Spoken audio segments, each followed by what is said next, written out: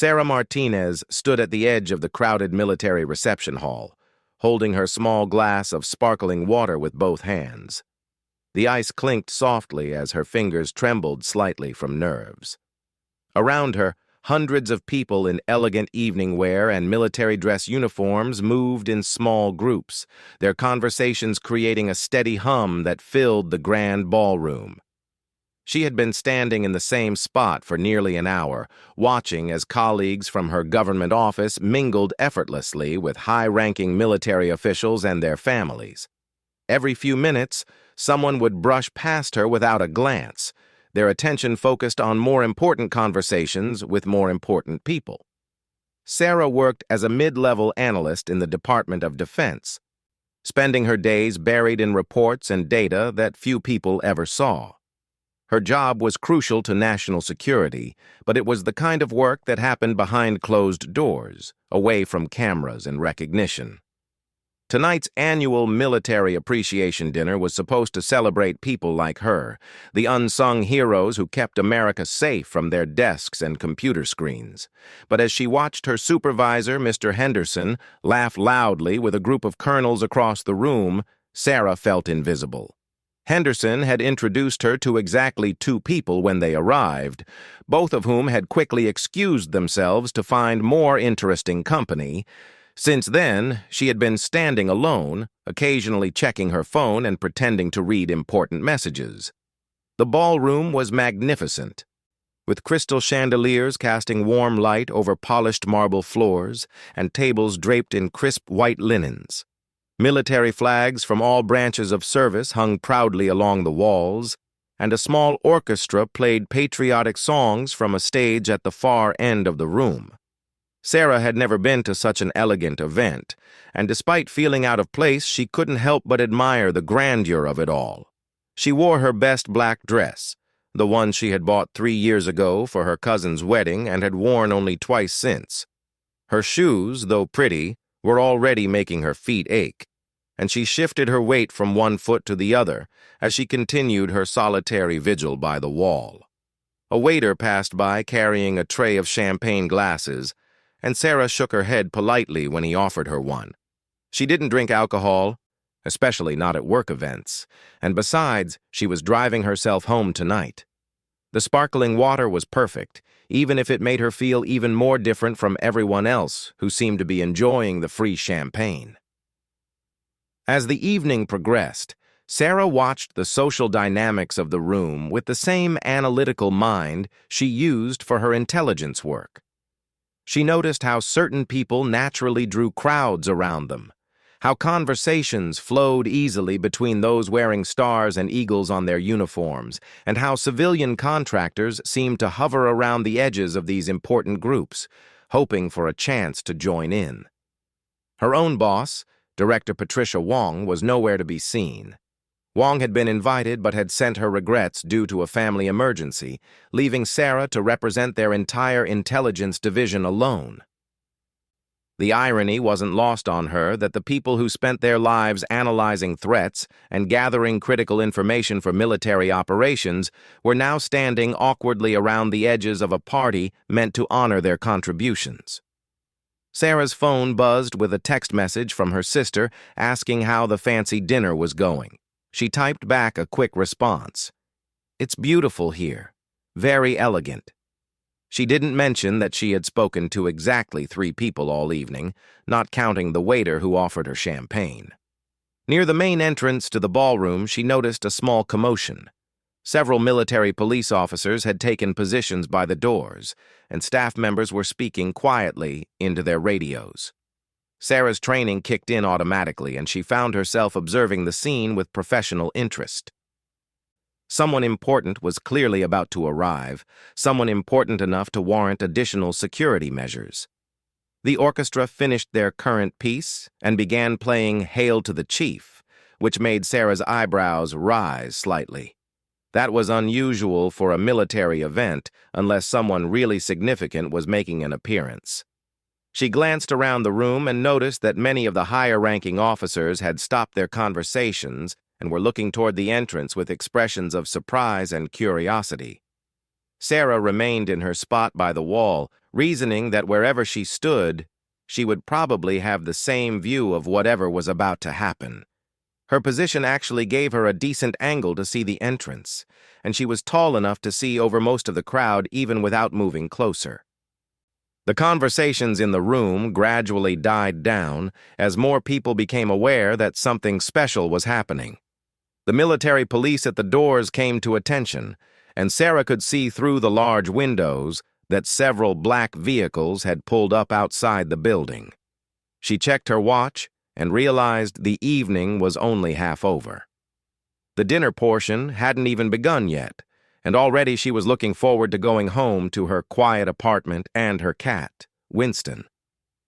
She had promised herself she would stay until at least the main course was served, partly out of professional obligation and partly because she had never been to such an elegant event and wanted to experience it fully, even if she was experiencing it alone. The anticipation in the room was building, and Sarah found herself genuinely curious about who was about to make such a dramatic entrance. In her work analyzing intelligence reports, she had learned about the protocols surrounding visits from very high-ranking officials, but she had never witnessed one in person. As she waited with the rest of the crowd, Sarah couldn't help but think about how different her evening had been from what she had imagined when she first received the invitation 3 weeks ago. She had pictured herself having interesting conversations about her work, perhaps making professional connections, maybe even enjoying herself at a social event for once. Instead, she had spent most of the evening as a silent observer, watching other people's interactions and feeling like a stranger at her own organization's celebration.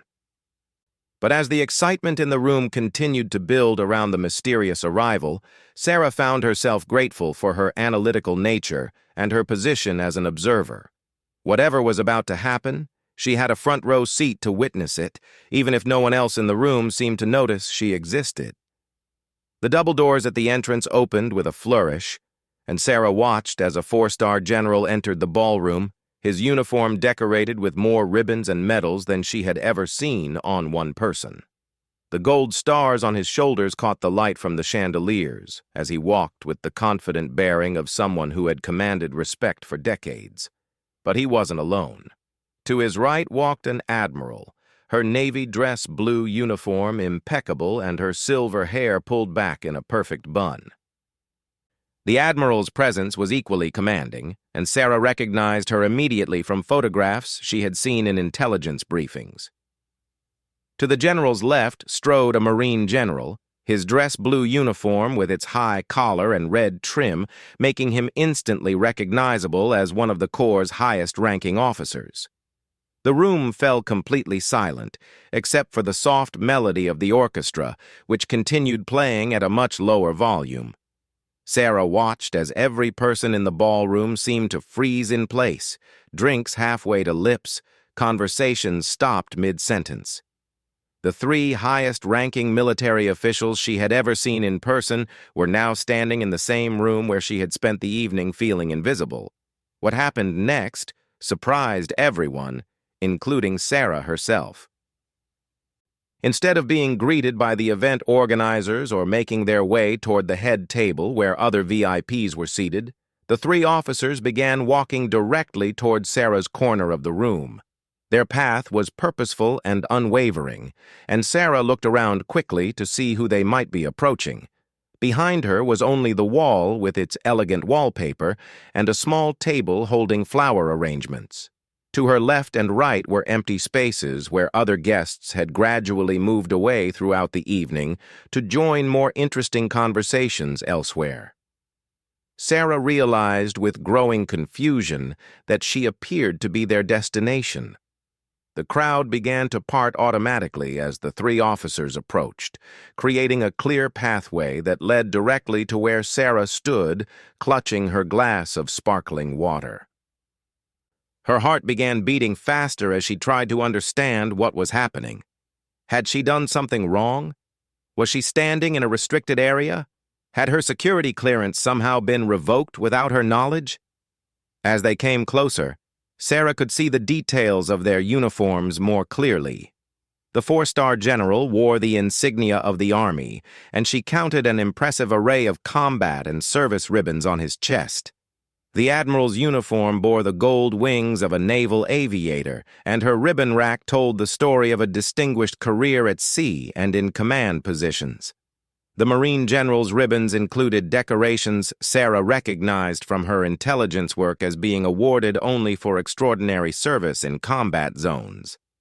When they were about 10 feet away, the general made eye contact with Sarah and smiled warmly. It wasn't the polite, formal smile she might have expected from such a high-ranking officer, but a genuine expression of recognition and pleasure. The Admiral and Marine General flanked him as they approached, both wearing similar expressions of respect and anticipation. Sarah's mind raced through possibilities. Did they have her confused with someone else?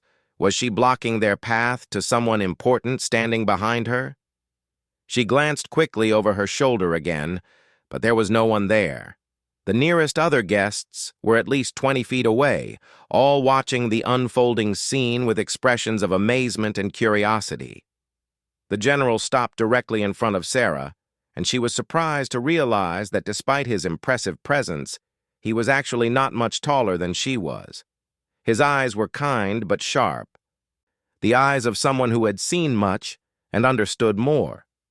When he spoke, his voice carried the authority of command but was warm and personal. "Ms. Martinez," he said, and Sarah's surprise deepened. He knew her name. "I've been looking forward to meeting you for quite some time." Sarah's glass trembled slightly in her hands as she struggled to find her voice. Around them, the entire ballroom had become an audience to their conversation, though the guests maintained a respectful distance. She could feel hundreds of eyes watching her, trying to understand why the evening's most distinguished arrivals had sought out the woman who had been standing alone all night. "Sir," she managed to say, her voice steadier than she felt. "I'm honored to meet you, though I have to admit I'm not sure why you're here." The Admiral stepped forward slightly and extended her hand to Sarah. "Ms. Martinez, your work on the Eastern European intelligence analysis has been exceptional. The briefings you prepared last month were instrumental in several critical decisions at the highest levels of our national security apparatus." Sarah shook the Admiral's hand, still trying to process what she was hearing. Her reports on Eastern European activities had been routine assignments, the kind of detailed analysis she prepared every week. She had no idea that anyone outside her immediate office had even read them, much less that they had reached the level of military leadership standing before her. The Marine General spoke next, his voice carrying the distinctive cadence of someone who had spent decades leading Marines in challenging situations. "Your analysis of the supply chain vulnerabilities you identified saved American lives, Ms. Martinez. Operations were modified based on your recommendations, and I wanted to thank you personally." Sarah felt her cheeks flush as the implications of their words began to sink in. Her quiet, behind-the-scenes work had apparently made its way to the very top levels of military command.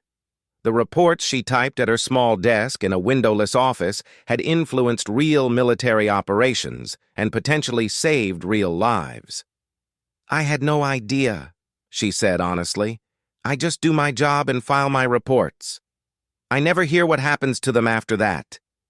The general nodded knowingly. "That's often how it works in intelligence. The best analysts rarely know the full impact of their contributions, but we know, and we wanted to make sure you knew how much your work matters." Around them, the crowd continued to watch in fascination. Sarah could see her supervisor, Mr. Henderson, standing with his mouth slightly open in apparent shock.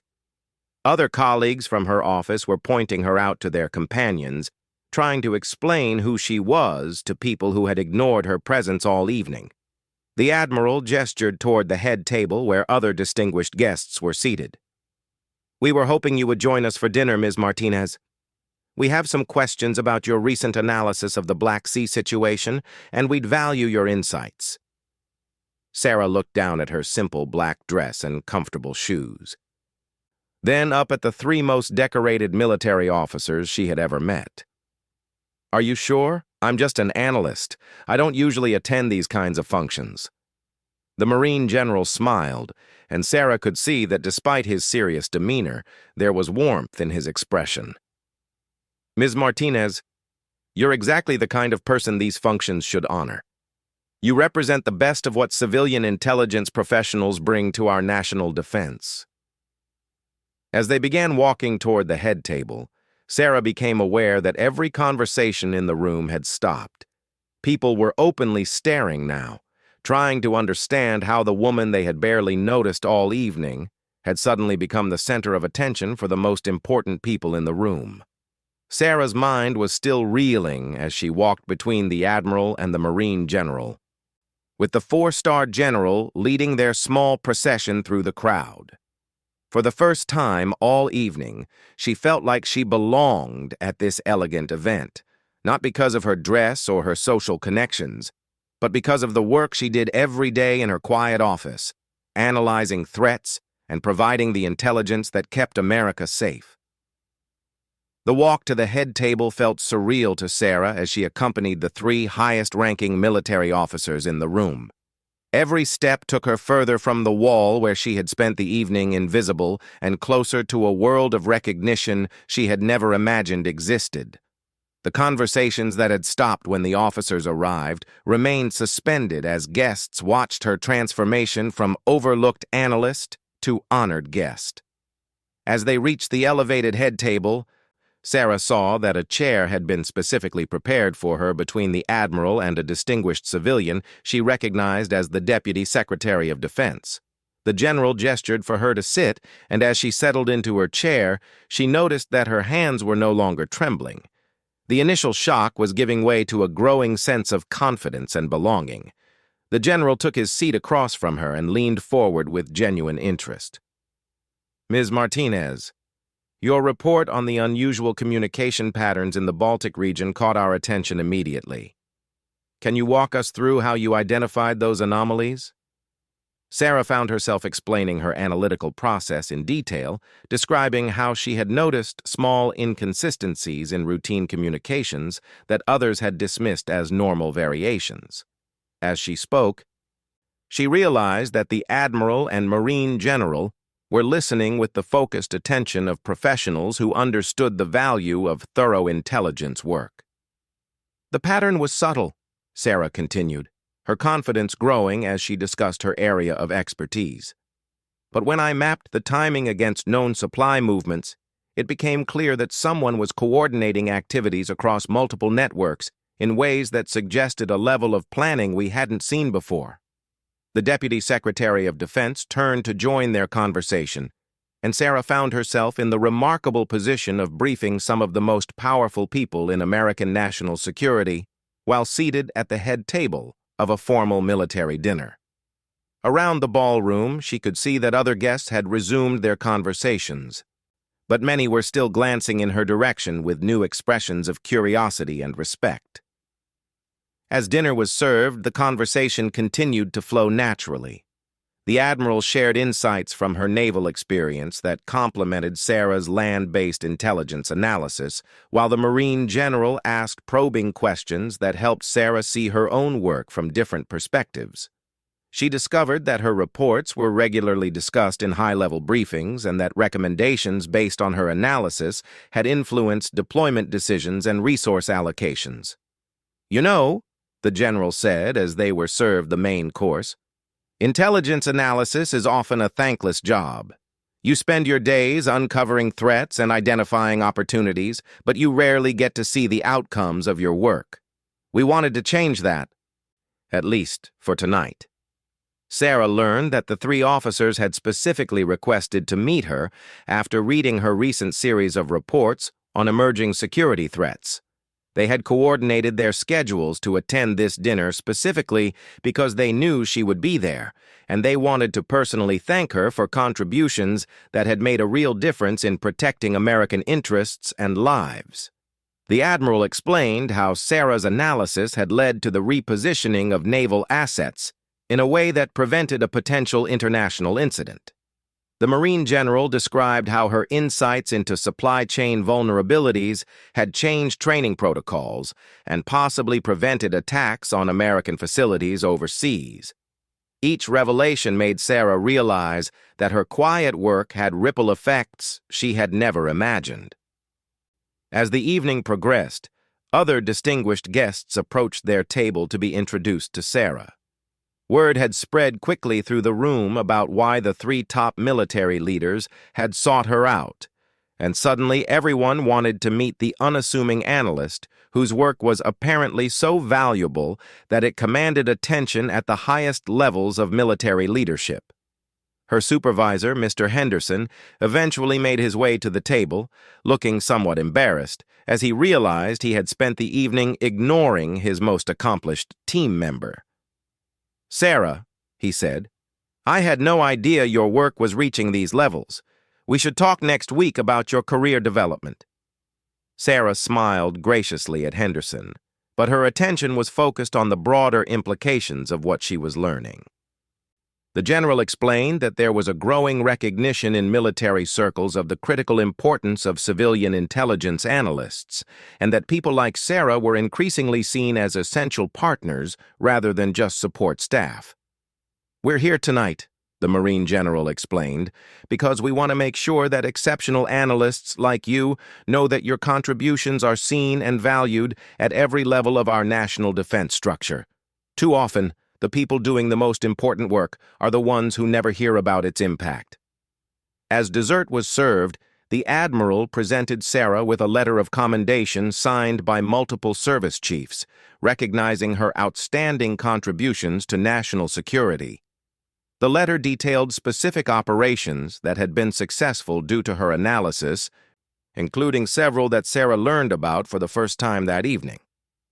The general stood and raised his glass, calling for the attention of the entire ballroom. "Ladies and gentlemen," he announced, his voice carrying clearly across the room, "I want you to meet Ms. Sarah Martinez, whose intelligence analysis over the past year has directly contributed to the success of multiple critical operations and the safety of American personnel around the world."